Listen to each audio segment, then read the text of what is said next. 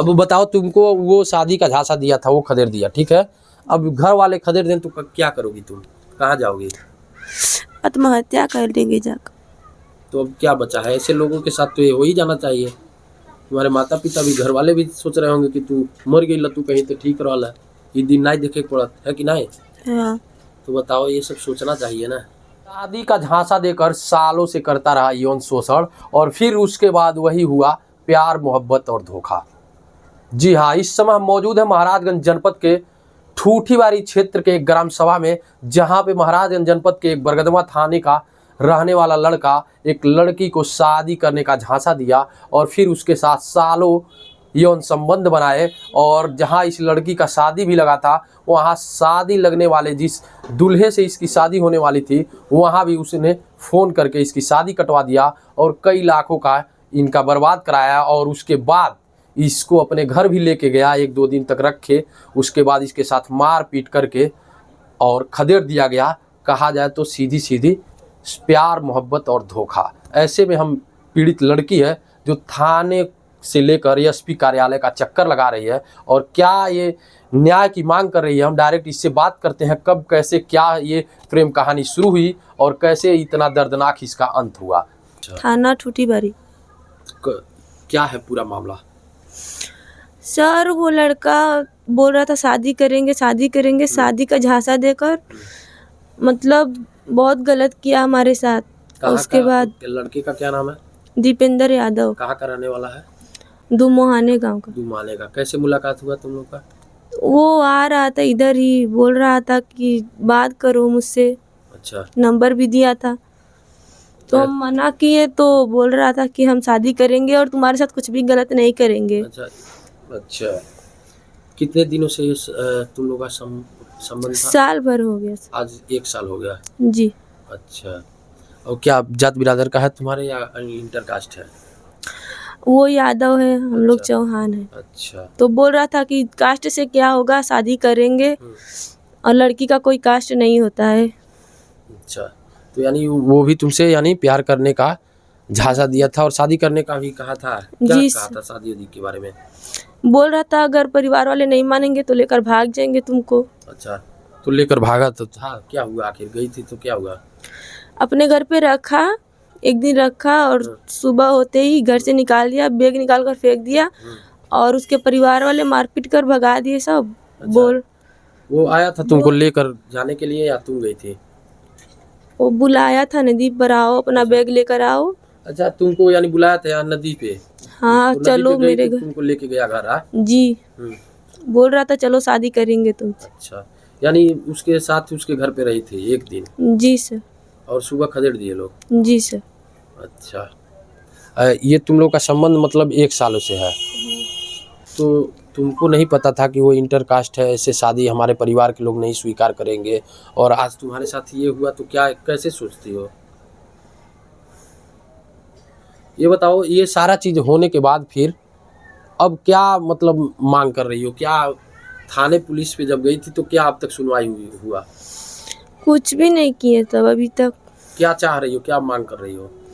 शादी करना चाहते हैं उससे। अच्छा। वो हमारे साथ गलत किया है, पूरे अपने गांव वालों को बुला करके हमारा बेइज्जती किया है। अच्छा, वहाँ गांव में?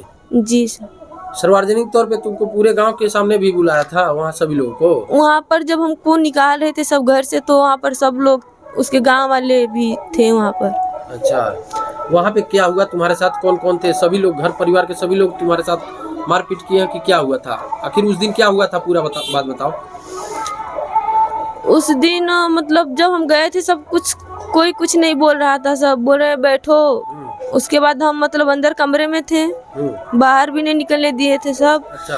और जैसे ही सुबह हुआ हमारा बैग निकाल कर फेंक दिए। सब बोले सब कि दोबारा शादी करने के लिए बोलोगी तो जान से मार देंगे। अच्छा। जी सर। और तुम्हारे साथ मारपीट भी हुआ था क्या वहाँ? हाँ। क्या जेवर वोर ले जाने की भी बात तुम्हारे बाबा कह रहे हैं? जेवर भी लेके गई थी क्या उस दिन वहाँ? हाँ लेकर गए थे। क्या हुआ, जेवर वापस लेके आई या क्या हुआ? बैग छीन के पता नहीं क्या किए थे। तो जेवर में क्या क्या ले गई थी?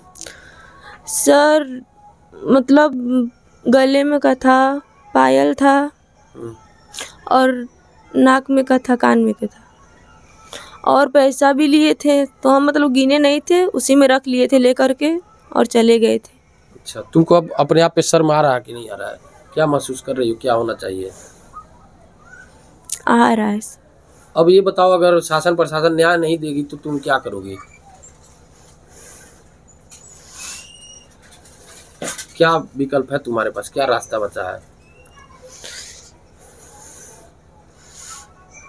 देखिए, ये अपने आप गलती ये जो की है, कहीं न कहीं उसका हिस्सा ये भी रही है। ये बताओ कि अब क्या मांग कर रही हो, क्या होना चाहिए? शासन प्रशासन से जब तुम कल मिली हो एसपी साहब से, तो क्या आश्वासन मिला है? एसपी साहब क्या कहे हैं? बोले हैं कि जाओ बरगदवा सुनवाई होगा। अच्छा। हाँ, बरगदवा से कॉल भी किए थे सब, तो पूछे सब, उसके बाद तो क्या किए सब हमको नहीं पता अभी। अच्छा। हाँ, और हम बोले हैं कि शादी करेंगे उससे। अच्छा, तो वो क्या कर रहा है? उसकी तरफ से क्या है? भागा लड़का कहाँ है, अभी है कि कहाँ है? वो कहीं भाग गया है। भागा है। जी सर। अच्छा, तो ये आप देख सकते हैं कि इस तरीके से यहाँ पे जो लड़की का कहना है, कहीं न कहीं इसके साथ अवैध संबंध बनाया सालों तक, उसके बाद इसका यौन शोषण करके और वही प्यार मोहब्बत और धोखा दे दिया, और आज ये न घर की हैं न घाट की हैं। और ऐसा ये कहीं न कहीं जो आज के युवा हैं उनके लिए ये कहानी इनका भी कहीं न कहीं प्रेरक है, और इनसे सीखना चाहिए कि इसमें कुछ रखा नहीं है और वही होगा जो इनके साथ हुआ है। न जाने कितनों के साथ ये आए दिन होता है, लेकिन जो युवा पीढ़ी है, जो युवा अवस्था में होते हैं, वो कहीं न कहीं अपने माता पिता की हर बातों को वो गलत मानते हैं, और जो समझाते हैं उनको कहीं न कहीं गलत कहा जाता है। ये बताओ, तुम्हारे पापा भी नहीं हैं, तुम्हारी मम्मी सिर्फ गार्जियन है। ऐसे में बताओ, अब तुम्हारे मम्मी के ऊपर क्या गुजर रही होगी?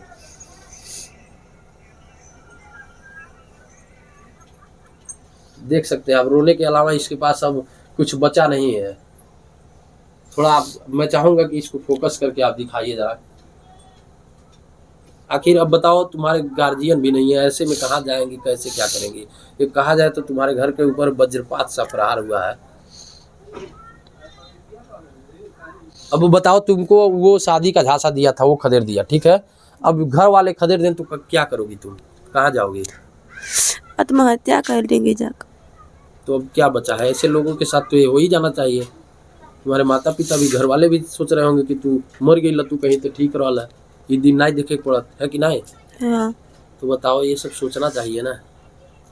खैर, अब देखना है कि क्या शासन प्रशासन इस मामले में इस पीड़ित लड़की का क्या न्याय देती है और क्या अब होता है। अब इस पूरे मामले में, ये पूरा मामला जांच का विषय, अब देखना कि शासन प्रशासन क्या कार्रवाई करती है। आप देख रहे थे महाराजगंज एक्सप्रेस न्यूज, मैं हूं आनंद कुमार गुप्ता, महाराजगंज।